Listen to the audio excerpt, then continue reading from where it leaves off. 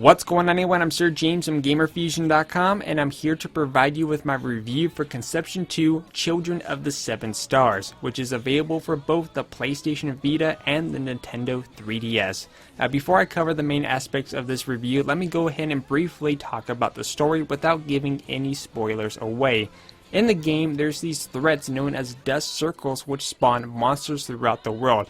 Thankfully, there's a group known as disciples which defend the world from these creatures, but unfortunately there is an issue with this, and that is the only way the disciples could attack the monsters is when they leave the dust circles, because unfortunately there's something within the dust circle where it keeps the disciples from actually not only going into it, but to defending themselves because they lose their ability and their natural gift. But thankfully, you as the main character, you are unique. You are God's gift. Now, in terms of the main character, he doesn't have a name because you get to choose who the main character is. In this case, you could put your own name. As I stated, you are God's gift. What makes you unique is that you have a high amount of ether, even more than a standard male S-rank disciple. And this allows you to not only enter the dust cycle, but with your high ether count, allows you to carry over a female S-rank disciple with you into battle and create star children to fight the monsters inside the dust circle. And you being able to allow it to fight inside the dust circle, which will grant you access throughout this crazy labyrinth in which you work your way from point A to point B to seal away the main monster. And once the main monster is sealed, basically the dust cycle is clear and you move on to the next one. So that's basically what the game is following around. Like I said, you're just God's gift, and you have to go around to the different dust cycles and seal away the main threat and thus save the world.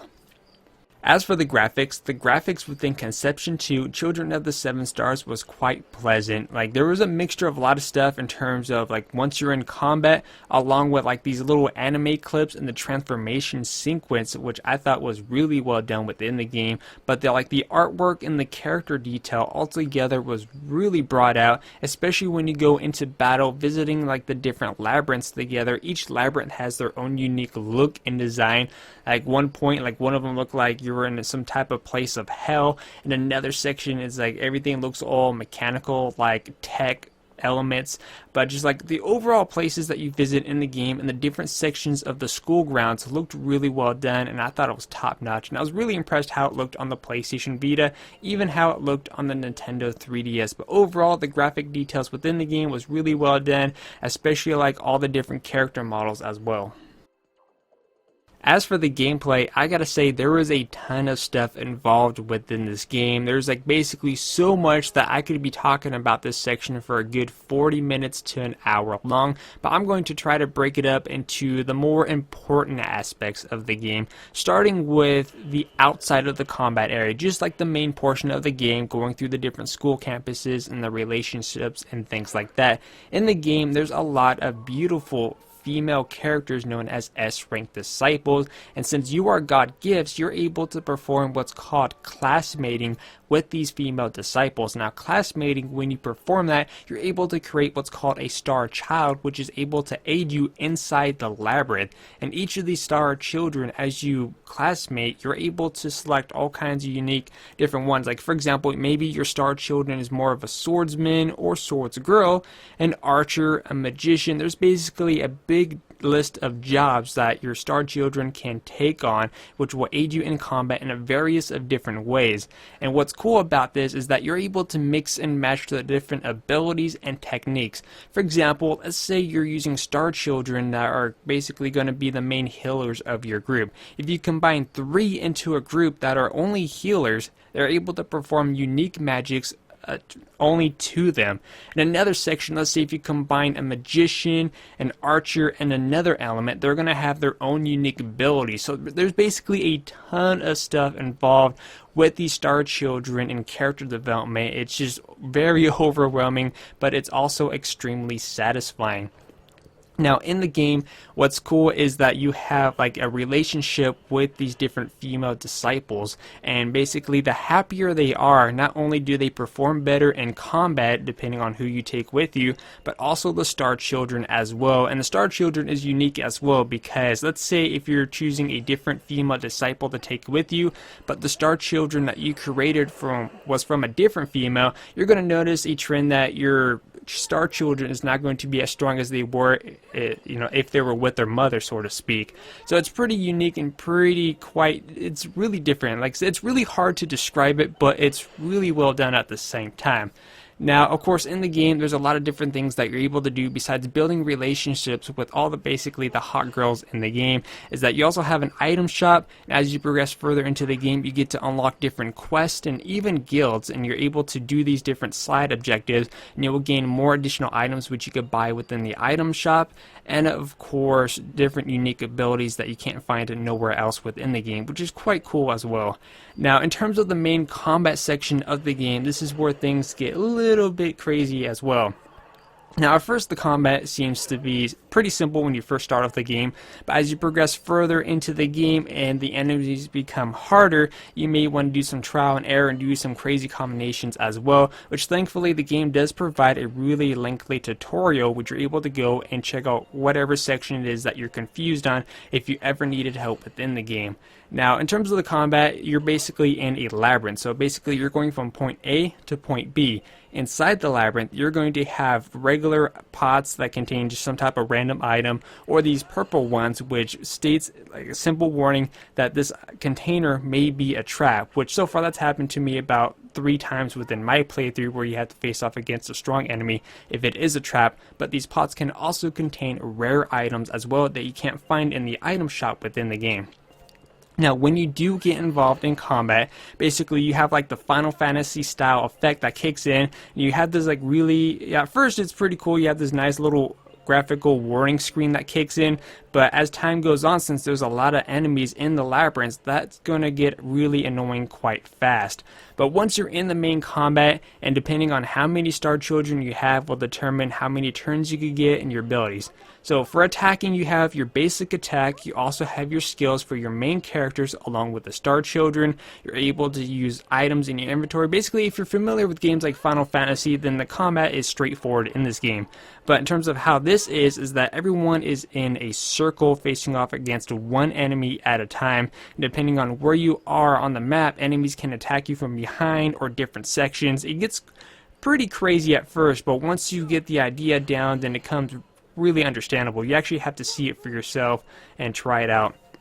But how it does is that you select what kind of attacks you want to do. What's cool is that for the main characters, depending on who your female disciple is that you're able to perform all kinds of crazy combo attacks that has this like really nice animation, and at rare occasions you may have a star child that kicks in and either takes a blow of damage for you or may do some type of combination attack, but those are rare sequences. But basically in the game it's broken down like this. If you attack an enemy where the section is red, you're going to basically hit the enemy in the weak spot. However, you can perform a chain effect, which if you hit an enemy and the arrow is blue, that's going to build up your chain meter, and as it fills up, you're able basically to stop an enemy for a good 3 to 4 turns, allowing you to deal some heavy damages. This also goes with the boss fights at the very end of each of the labyrinths.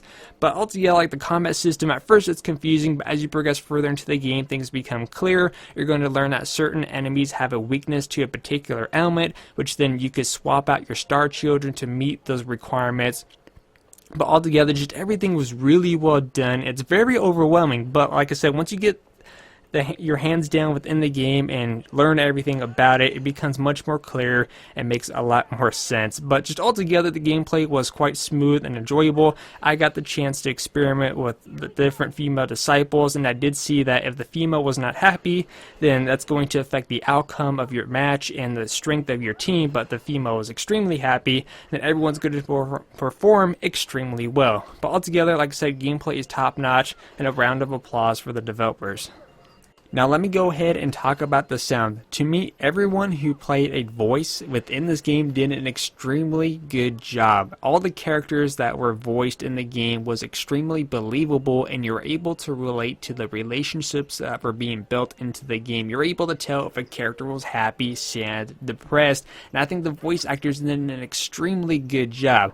Not only that, the in-game soundtrack, whether you're in the main menu or during combat, was extremely well as well. One of my personal favorite tracks is when you're actually in the combat, you have like this really nice music tone that's playing. It just gets you pumped up into the battle. It puts you into the mood. It's like, yeah, I'm ready to kick butt in this game. But like I said, the voice actors and the soundtrack within the game was top notch. As for the lifespan, what kind of lifespan do I see for this game? And to me, this game has a really good lifespan, and here's my reasons why. First off, it's a JRPG, meaning that this is not some short game that you're going to beat in 5 to 6 hours. You're going to be putting 13, 15, even up to 50 hours in this game. My second reason is because you're able to build a relationship with all the female disciples. In this case, for my playthrough, I was more focused just on one girl, which was Fuku, which is the first one that you meet in the game.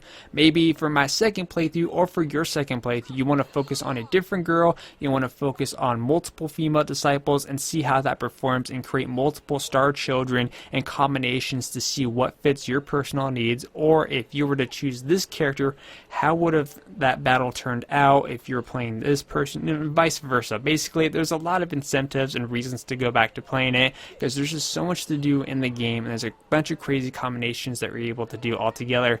But like I said, the lifespan to me is really good, whether you're getting it for the Vita or the Nintendo 3DS. As for the innovative, was there anything new here, or was the stuff that we already seen before? For me, the innovative here will be the crazy combinations between the Star Children and their abilities, along with the relationship as well. I do know that there are other games out there that do feature a relationship, but for me, not having the ability or have yet to play games like that, and to be able to see it for the first time in a game like this with my personal experience, I gotta say it was extremely well done, and it did affect the game in quite ways. At first, I thought it wasn't going to affect the game in any kind of way, but it really did, and they did deliver in terms of what they're going to promise. But in the end, I'm going to give Conception 2 a 9 out of 10. The only couple gripes I really have with the game is, one, the annoying combat sequence is that when you start off, you have that really annoying beeping sound that I wish there was a way to either mute it or maybe switch it up a bit. And of course, along with the slow start from the beginning and the fact that they basically throw everything at you in terms of tutorial. I know they're trying to get everything done in the beginning, but like I said, there's just so many things going around in terms of the gameplay aspect of the game that's very overwhelming, and I had to spend a good 20 to 30 minutes just reading the tutorial on my off times just to kind of understand certain aspects of the game a bit better. But like I said, in the end, it's a really great game, enjoyable story, and a really enjoyable combat. It may get repetitive at times, but the game does provide a nice challenge as you progress further in destroying the different dust cycles within the game. But as I stated, a 9 out of 10 is what I'm giving this game. I highly recommend this game if you're getting it for the Nintendo 3DS or the PlayStation Vita. Anyways, I'm Sir James from Gamerfuzion. If you'd like to check out some gameplay, you can just check the link down below. And remember, Gamerfuzion empowers your gaming.